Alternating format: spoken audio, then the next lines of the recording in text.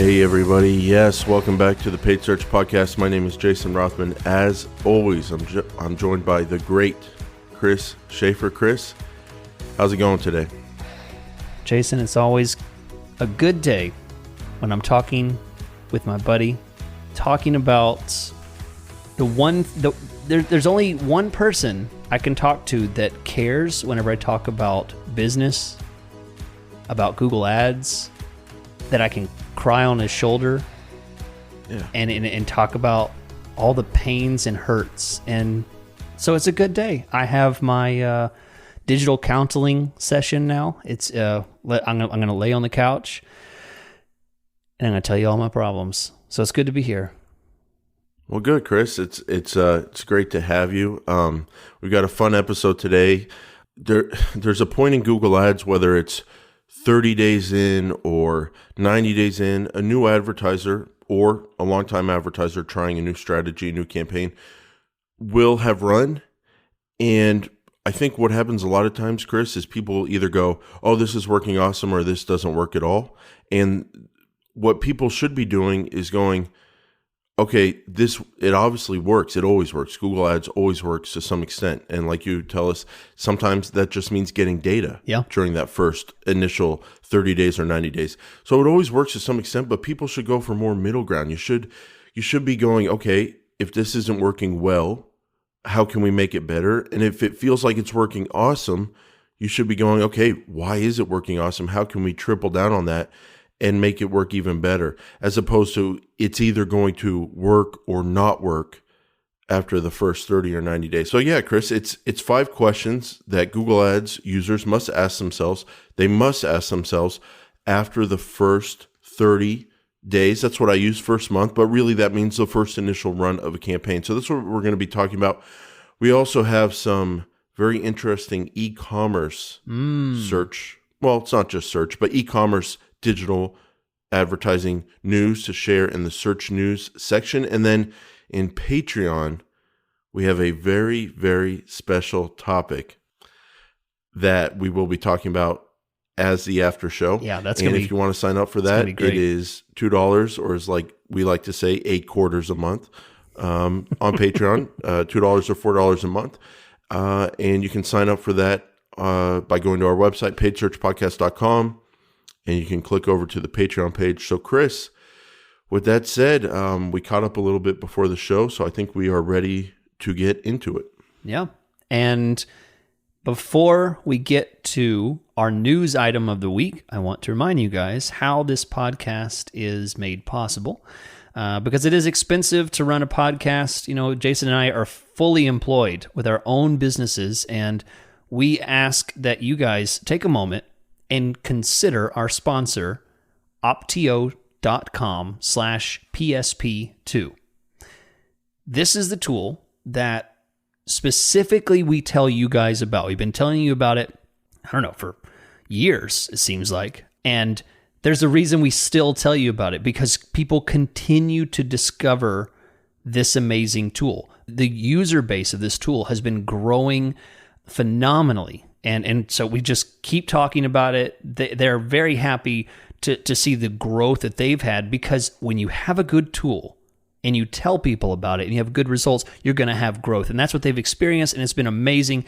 Get on this wagon. This is the kind of thing you're going to want to try. If you are the kind of person that's going to listen while you're working out, while you're falling asleep, while you're driving your car, however you're listening to the show, if you're spending your free time listening to 2 boring old guys whine about their problems in Google Ads, then you're going to be the kind of person that wants Optio. Get an 8-week free trial to try this amazing tool out. Did I mention the word free? Free trial. Try it out for 8 weeks and see what it can do for your 1 account, your 10 accounts, your 100 accounts, however many it can handle it. It can handle the volume. Try it totally for free. opteo.com/PSP2. Use the chat box in the bottom right-hand corner. Tell him you heard about it on the Paid Search Podcast, and you get that special offer exclusively by being a listener to the Paid Search Podcast. Thanks, Chris. And now we've got some, before we get into our 5 questions that Google Ads users must ask themselves after the first month. we want to talk about search news. This is a new section we've added to the show. Sometimes there's no news out there, and we're not going to force anything, but sometimes there's some interesting news. I came across an article in the Wall Street Journal this week, Chris, and we'll link to it in our show notes. Amazon surpasses 10% of U.S. digital ad market share. So in the past few years, we've been seeing some stories popping up about Amazon and, there's a lot of growth with their advertising, and that's been helping a little bit propel their stock. Then all of a sudden you wake up one day and you see, now they're at 1 out of every $10 that's spent on digital advertising. This isn't just e-commerce advertising. It's all United States digital advertising. They're at 10%. That's huge. Yeah. Wow. That's huge, Chris. And the subtitle there is Company Chips Away at Market Leader Google as its search ad business continues to grow. They say search ad business, but I'll tell you, Chris, I've been buying a lot of things lately on Amazon, and I've been noticing display ads on product pages. So you're selling a product on Amazon, and then it seems like, to me at least, all over the page, I'm seeing like other people's products. And I'll tell you what's happened for me just in the last few weeks as I've been using Amazon a little bit. When I used to see sponsored products on Amazon a couple years ago, I would not get a sense of quality with those products. Like if I do a search for a book and then I see a sponsored product come up that is like a book, another book, they never really look like quality to me. It always looked like people trying to force things. Yeah. But I'll tell you, in the past month, as I've been using Amazon a little bit, the sponsored products in search and on the display on other people's products, I'm starting to lose that feeling of like, this is just an ad. And I'm starting to see like, okay, wow, this could be a quality product. And if they use advertising to get the word out and help grow their product share on Amazon, that's fine. But I have that kind of like advertiser background, like, I don't want to see this ad, blah, blah, blah. But it's changed for me. And I guess they're getting better with their ads. I guess more quality products are advertising on there. How does this 10% number hit you? And it's only going to grow, by the way. Yeah. It's, I'm fully invested in Google Ads. I have been for a long time. I don't really, I do absolutely zero in any other network. So, I mean, one side of me thinks, no, that's 10% too much. I want all of it to be Google because that's where I put my expertise. But I know it's an unhealthy marketing economy to put everything in one place because we want diversity in technology. We want new ideas. We want a little bit of pressure here and there to push back and forth. And so for that, merely for the fact that this might get Google to kind of, pick up their skirts and kind of run a little harder, great. If Amazon, which is a great innovator of many things, if Amazon comes up with something new and different in the market, because Lord knows Bing isn't going to do it. Bing is just a mirror of everything Google Ads does.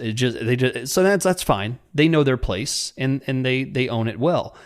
But if Amazon comes up with new things, I'd love to see Google, take some ideas from other companies and kind of run with it, see some innovation in the area. I like that outlook on it, Chris, because I think from yourself and myself, people who are focused on Google Ads, when you hear Amazon growing and taking market share, yeah, it can be scary, but I like the way you're thinking about it because 10% is 10%. And even if they grow one day to like 40%, or some crazy high number, there's still going to be plenty of money flowing over to Google Ads for e-commerce. And what I kind of like about the situation is, one, Google can see what works on Amazon and try to implement some of that. But also, Google offers a different kind of advertising ecosystem than Amazon. It's just different. So you can get like a differentiated experience over at Google. And what that means for Google Ads managers like yourself and myself, when someone wants to advertise on Google search with e-commerce, Google Shopping, they want to do it. It's going to attract the advertisers that like Google for whatever reason versus prefer Amazon for whatever reason. So I think it will be interesting to see that there is going to be what happens with the different advertisers and how people like different options on Amazon and Google. But I think the one thing Google has going for itself, Chris, with e-commerce advertising, when someone clicks on the e-commerce ad on Google Shopping, they can control where where the user goes to, which is their site, and they can get all the money from selling their product. Versus Amazon, if you're on Amazon, yes, there's a lot of traffic there. Yes, a lot of people are buying stuff there, but you're not in full control. I don't run an e-commerce business, so I don't know all the particulars, but I know that all in all, it's probably better to sell product directly through your website than through Amazon in terms of profitability. So as long as that's the case, I think there's always going to be a role for Google Shopping, and they're always going to have plenty of market share. But 10%, just like that, is a huge number. Just to put a dollar number to it, Chris, last year, Amazon's ad revenue was just under $16 billion, and it was up 50% from the year before. So I think that means it grew by like $5 to $6 billion. Mm-hmm. So $5 to $6 billion that was either not spent or spent somewhere else now goes to Amazon. That's a lot of $1,000 a month budgets. You know what I mean? Yeah. There's some big spenders and small spenders, but you're right. That represents a lot of volume and shift. I have mixed feelings, but always glad to see innovation and shifting in a marketplace that, is focused on who can deliver the best. And that's where people are going to go. Google's been doing that for a long time, and I want them to continue doing it, but I'm not going to be upset if someone forces their hand and makes them perform even better. Crazy, Chris. In this article, I'm seeing this is a Wall Street Journal, the company, Amazon, is taking much of its share from Google, whose cut of the digital ad business in the U.S. is expected to decrease from 28.9% in 2020 to 26.6% in 2023, blah, blah, blah. I don't care about projections, but 2020 numbers, did you know Google's only 28.9, so 29% of digital advertising? Doesn't that seem low? That does. I mean, I guess people spend a lot on Facebook, and then the one I don't get is all these third-party platforms or markets or whatever. Yeah. That's not my world. Who are they? I don't know who yeah, that is. Where's that going? Yeah. It's not content? I don't know. Yeah, I'm not sure where that's going. I don't know, but that's not for.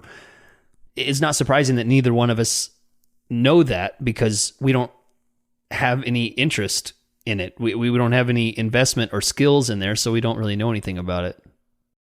Yep, focus on search, and so that's what we're. I always say this because I don't like when I tell new clients, "Hey, focus on search." No, I'm also a remarketing expert and do a lot of YouTube. Mm-hmm. Yeah. And I also tell them I don't run any Google Shopping e-commerce, but I'm the best at it. The best. So I bet the only reason you're not recognized as the best is because you haven't done it yet. Because I don't do it. Right. Yeah, the second you get your hands in it, boom, number one, you're the best. I'm sure. Yeah. So Chris, 5 questions Google Ads users, beginners, whatever you want to call them. It can go really for anybody. If you're just starting out, for sure, you need to be asking yourselves these questions. But as a longtime advertiser, don't get lazy. Still ask yourself these questions after the first 30, 90 days of a new campaign, a new strategy, or really at any time. But these are very important questions. And the reason I phrase them as questions, Chris, is because I was talking with a client this week, had been running for a couple months, wanted to know how things were going, definitely felt like an uptick in business, more calls coming in, more lead forms coming in, but just not knowing fully where they're at and not knowing how well it's working, if it could work a lot better. And we had this conversation, and it was phrased around questions, and questions led to a lot of answers. So let's get started here. And the first question you should, go ahead. I was going to say, and these questions are designed because people may not know what questions to ask. Because I hear that a lot. Say, Chris, I've never run Google Ads before. What do I eat? What questions should I ask? What's important? What should I even worry about? So is that kind of the direction that this is pointing people? This is what to consider, what questions to ask if you don't even know.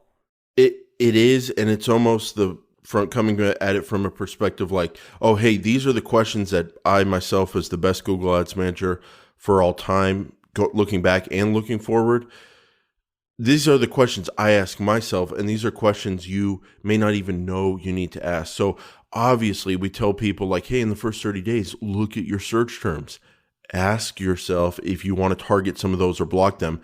Like, yeah, we talk about that. People know that generally, but these are questions that are coming at it from like honestly, an expert perspective. Like, hey, these are not obvious questions to ask. These are not, hey, look at this data. Oh, you have a 5% click-through rate on this ad, a 2% click-through rate on that ad. So focus traffic on the better ad.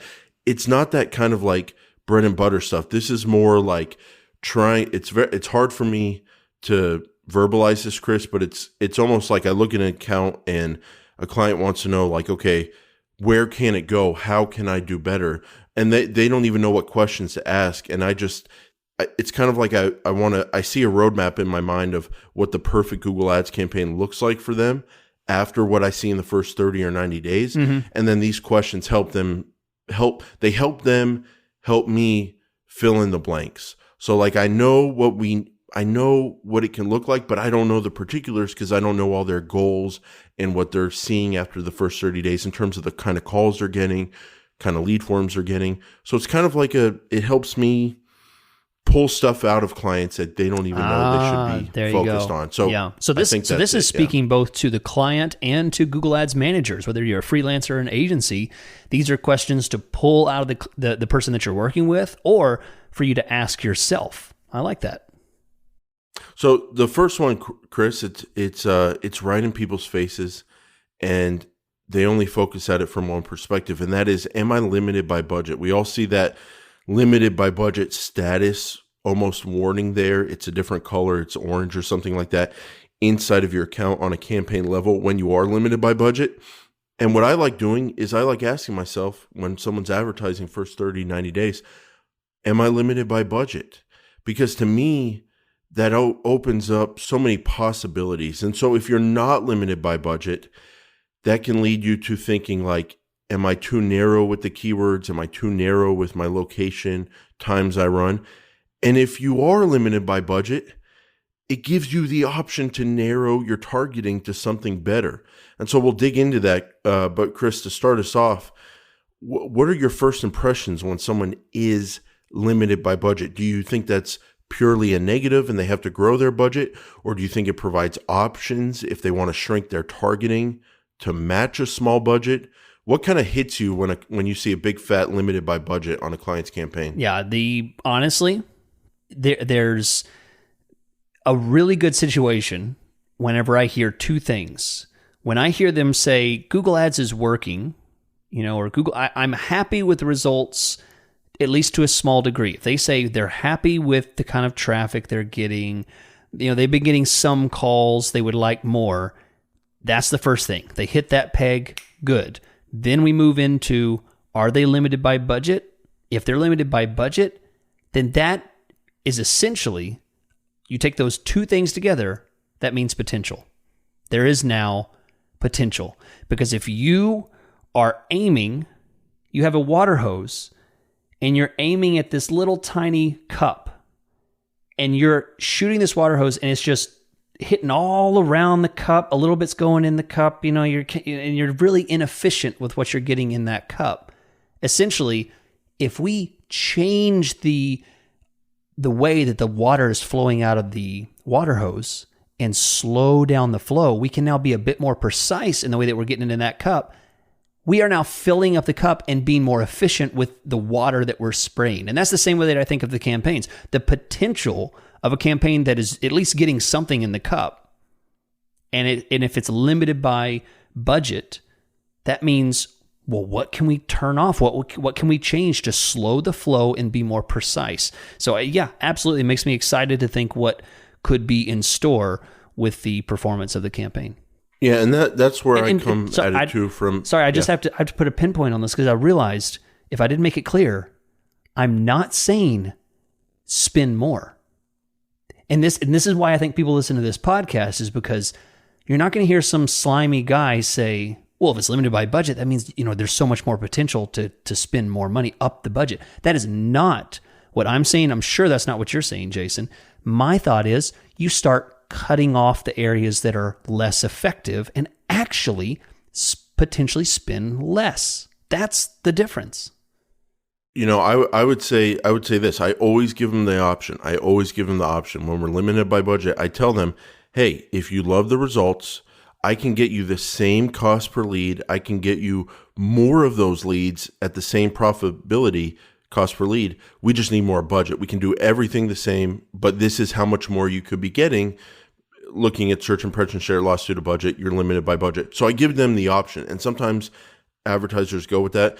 But then oftentimes they do want to narrow it in, and especially after the first 30 or 90 days. A new one, yeah. You start a campaign, and there's so much you don't know when you start, and people can act like they know, but even across the same industry in different markets or for different advertisers, there's a lot that happens that you don't know is going to happen. And sometimes what happens is business owners realize, okay, I've seen what I can get out there from Google. I know my own business. There is this service line that I want to focus on, this kind of customer that I want to try to get. And you're telling me I'm limited by budget. So what that means is I do have the option to take my spend and narrow my targeting. And what's interesting, Chris, is when you narrow that targeting to like just your perfect customer, it doesn't necessarily mean that your budget's going to change. So say you're spending like $3,000 a month. You're limited by budget. Your search impression share loss due to budget is 50%. You're missing out on half the market. And what's interesting is if you have a conversation with an advertiser and you tell them, because you are limited by budget, that means we do have the option to narrow, go after your best traffic, best customer. Because you actually make that move and try that by limiting your targeting, you may actually still spend whatever I had said, $3,000 a month, the next month, the same budget, and you'll find out that you can spend that full budget on a more narrow targeting. So it's not even like the full monthly budget has to change. It's just tailoring in where you spend that. And the only way you can get motivated to figure that out, or one way I should say, is if you look at that limited by budget warning as an opportunity to try narrowing and still spending that full desired budget. So that's the first question I ask. Are you limited by budget? It can lead to possibilities. The next question I ask after 30 or 90 days is, should I narrow?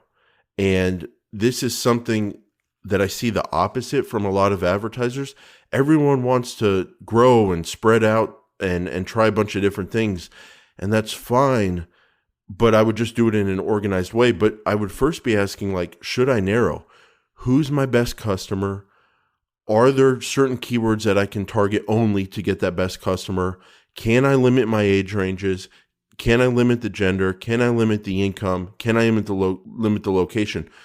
Chris, I want you to give a warning on doing some of this stuff and overdoing it and talk about the downside, because I want to convey to people that just because I ask, should I narrow the targeting, it doesn't mean I do. It doesn't mean I do it in a large way. And by the way, it doesn't mean I only narrow. Sometimes that means putting a narrow best customer, best client focus on one campaign and still running a more general campaign.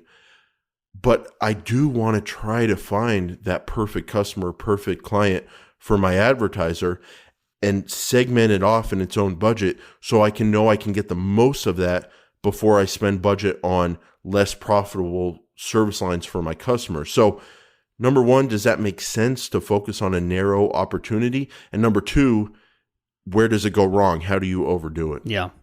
There are absolutely generalizations that you can make about your industry that should fit not with what you think your clients want or do or what their habits might be, but instead based on like real facts. You get more calls on Monday than you do on Saturday afternoon. You get more opportunities within urban areas rather than rural areas. Okay. There's always going to be a definite pattern to certain things. And these generalizations can usually be applied to Google Ads in some way or another, whether by location, ad schedule, something like that. And that is going to improve your campaign because in the same imagery that I gave earlier about the water hose with the cup that you're trying to fill from a distance, you're going to be more precise because you're going to cut off part of that stream that now you can be there's less water flowing. You can now kind of focus a little more about where it's going. Okay. You're going to be more efficient. You're going to get more done with your money. Now, if you start making jumps to, I think they are this age, I think they are searching on this device, this time of day, specifically down to from 11 a.m. to 3 p.m., that kind of thing. You're making generalizations that are too specific. You've now wandered out of the generalization idea and you've made assumptions. Now you're making assumptions about things, and that absolutely can be a detriment. That's narrowing too far. And you've narrowed too far in a Google Ads campaign because you're going to start to see your CPCs go up and your conversion rate go down or stay the same, right? If you narrow in the right way, maybe your CPC is going to stay the same. Your cost per click is going to stay about the same.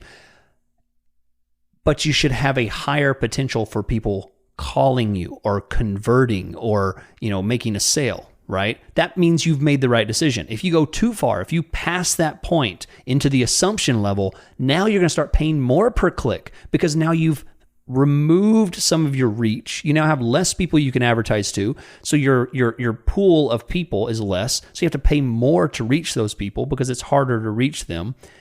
And once you do reach them, you might see your conversion rates drop because you've made bad assumptions. You've narrowed too far. So that's probably the best way I can put it, where that line is. And what I'm realizing lately, Chris, is that, yes, you should, there's always an argument for narrowing and getting the best customer, the most profitable service line, the best time of day, whatever. There's always an argument for that. And I've been doing more and more of that.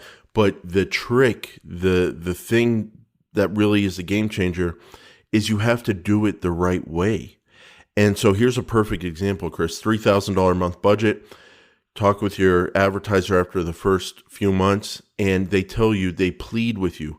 Please, I know you're a Google Ads person. I know you just look at data and you go off searches and all that, and you don't think time of day is a big thing. But I'm telling you, I know I get better calls between 9 a.m. and 12 p.m. early in the day. I'm pleading with you. I want traffic during that time. Even if you see 1 minute calls and conversions across all the week and all the times, I'm pleading with you. Please let me advertise during that time. Here's where people go wrong, Chris. You do that and you run for those 3 hours and you still try to spend that $3,000 a month budget during those 3 hours, and you have some dumb little advertiser at some big agency that's been told, okay, the budget is $3,000. They're 17 people removed from the person that talked to the client on the phone. 17 people, Chris. And they go, okay, the hours have changed from 9 to 12 and we still have a $3,000 budget. Go crazy. There's not as much volume during those 3 hours. So what happens is they try to force it. And even though you're getting better calls during that time because the advertiser told you that's the best time, all of a sudden your cost per click is blown up. All of a sudden your cost per conversion has blown up and your profitability is down, even though they're better calls because you forced it. But the right way to do it is go, okay, I hear you. I'm an expert Google Ads manager. I have the skills to finesse this situation. And yeah, we're going to get the most possible during 9 to 12 that we can. We're going to block off that time because you told me that's important as the advertiser, and we're going to run a budget there, but I'm not going to force it. We're still going to go for our target cost per lead, target cost per click, whatever. And if I can't spend your $3,000 budget and all I can spend is $300 a month during that little time block, we'll find out. And then I'll spend the rest of the budget across the rest of the time. But through different campaigns and different adjustments, we will get it done in a way that we make the most of the time that's best for you, but we don't overdo it. And we still spend the rest of your budget on other times of the week that are still plenty good. They're just not as good as that number one time. And you can take this kind of example across gender, income, location, and also the keywords in different ad groups and service lines. So you should always narrow. You should always get the best of the best, but still try to spend your full budget and just don't overdo it. It's all about doing it the right way in terms of segmenting off part of the budget to narrow. So Chris, the next question I ask and you're going to love this one because I've evolved on it. Am I tracking all leads? We're talking lead campaigns here, not e-commerce, but am I tracking all leads? It's a very simple question to ask the advertiser. Are you tracking every call that comes in from an ad extension, click, call extension? Are you tracking every call that gets dialed on the website? And are you tracking every form that gets filled out? And if you're not, why not? Get the tracking in place. But here's the thing. At this point, 30 to 90 days in, you must decide if that even matters to you. So, Chris, I just ran into this this week, running a $500 a month budget, and the stakes aren't super high. It's a small part of their business, $500 a month, but they are getting great leads.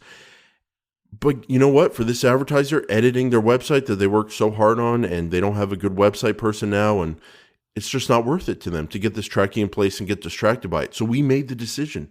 Hey, we don't care about conversions. We're going to focus on search terms, going to focus on cost per click, going to focus on the feel as the advertiser, like, hey, I'm spending $500. Did my business pick up? Do you have a beef with that? Or do you think it's a good practice to just honestly, if it's not a good fit for you to put all this tracking code on your website, to just cut it off and just to not worry about it? Do you feel like is that allowed? Oh,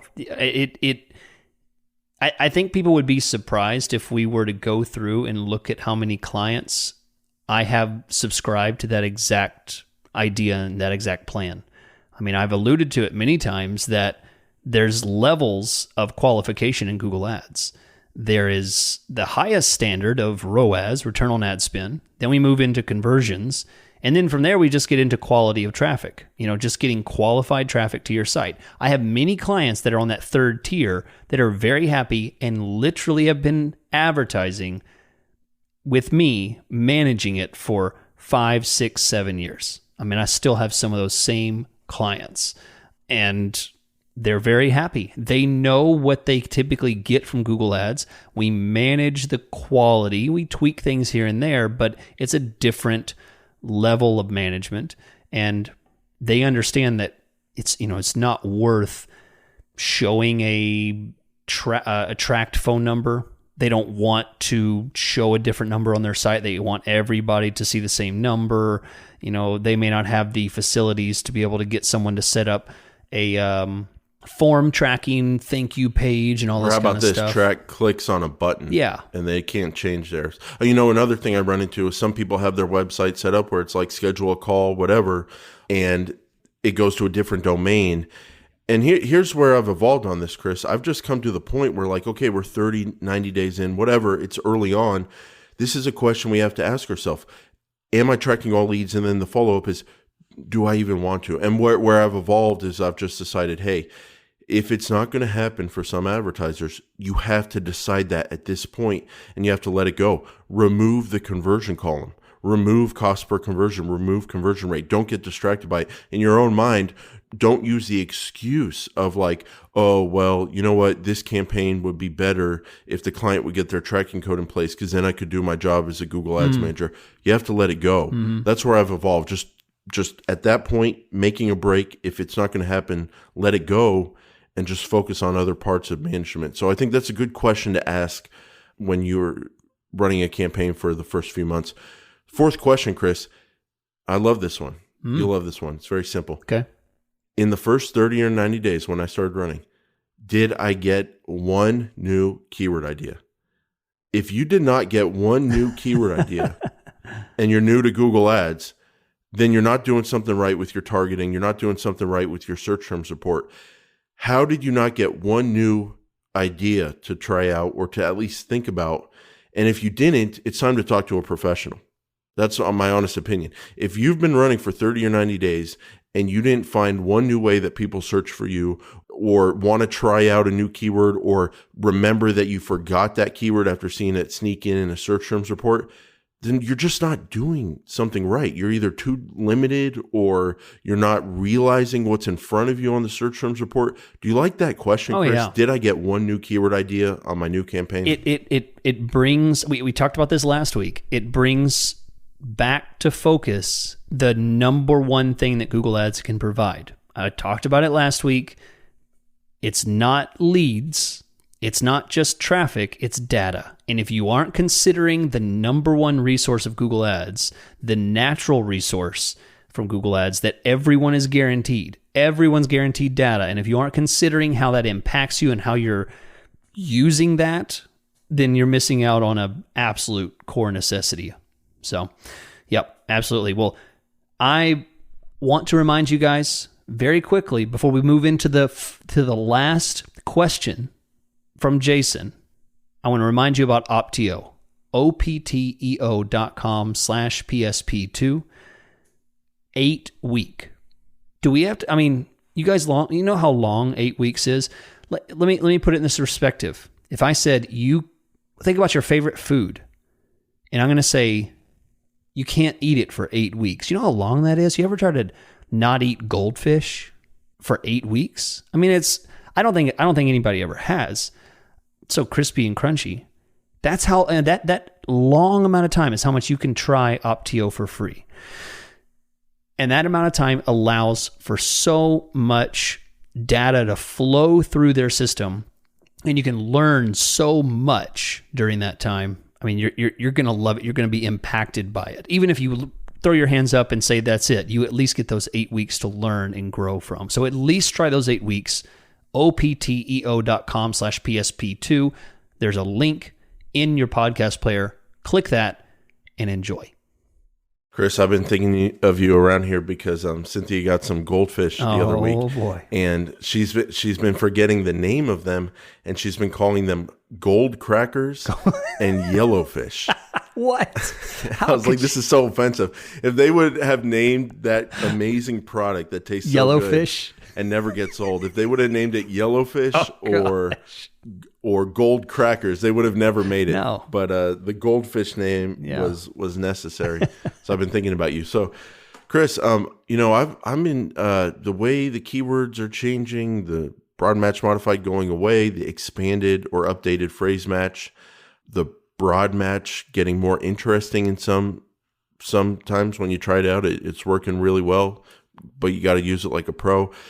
The more that's been going on, the more I've been realizing that with keywords, you want to try very narrow things like real estate lawyer near me, but you also want to try just out of the box searches, higher funnel, where the person doesn't even know they want you yet, but you can tell them they want you when you show up there, and you can anticipate them wanting you with what I call wider or informational searches. And so the question to ask yourself is, have I tried informational searches as keywords? Because you're new to Google Ads, you build out your own campaign, you look at Google suggested keywords, you do some YouTube videos, and you see what all these little pros tell you to advertise as keywords, and you end up with a lot of near me keywords, you end up with a lot of geo keywords, deep in the funnel, phrase exact, like, great, that's perfect. However, you might be missing out with pure broad keywords. You might be missing out with informational searches. So I'll give you a couple examples, Chris. How about a keyword, how to kick out a tenant, as opposed to real estate lawyer near me? Real estate lawyer near me, competitive. It will produce well. You do want to target it, but it is competitive. And guess what? There might be some lower cost, possibly higher volume informational searches that are similar to how to kick out a tenant. The person doing that search owns commercial real estate. They do need a real estate lawyer if they're doing that search, but they just don't know it yet. They're not doing the real estate lawyer search. And sometimes those informational searches don't really convert well, but sometimes they do. And because sometimes they're lower costing often, they can lead to a better cost per conversion. And there's a lot of volume on them. Another example, Chris, car air conditioning not blowing, that kind of informational search, versus car AC repair Los Angeles. You definitely want to be on the latter, but why not try some of that informational searches and see how they perform? It's a strategy I've been going after lately, and I think doing it in the first 30, 90 days, first kind of time you're sitting down asking yourself questions, is a good time to try those out. What do you think about those informational higher funnel searches?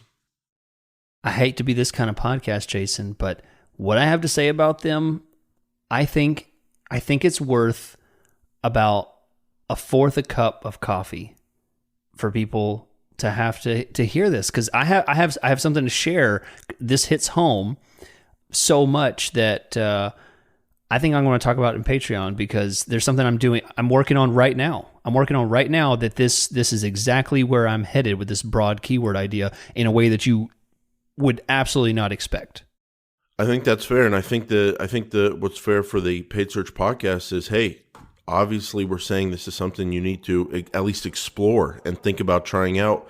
And then as we get into Patreon, we'll talk about more how to do that, and Chris will give us an example of what he's been working on, trying to get a more expanded keyword base to try to get in front of. And we'll talk about what I want to know. I'm going to write this down, Chris. I want to know what motivated you to want to try out informational searches and go down that road. So we're going to close out the Paid Search podcast. We thank you for listening and sharing.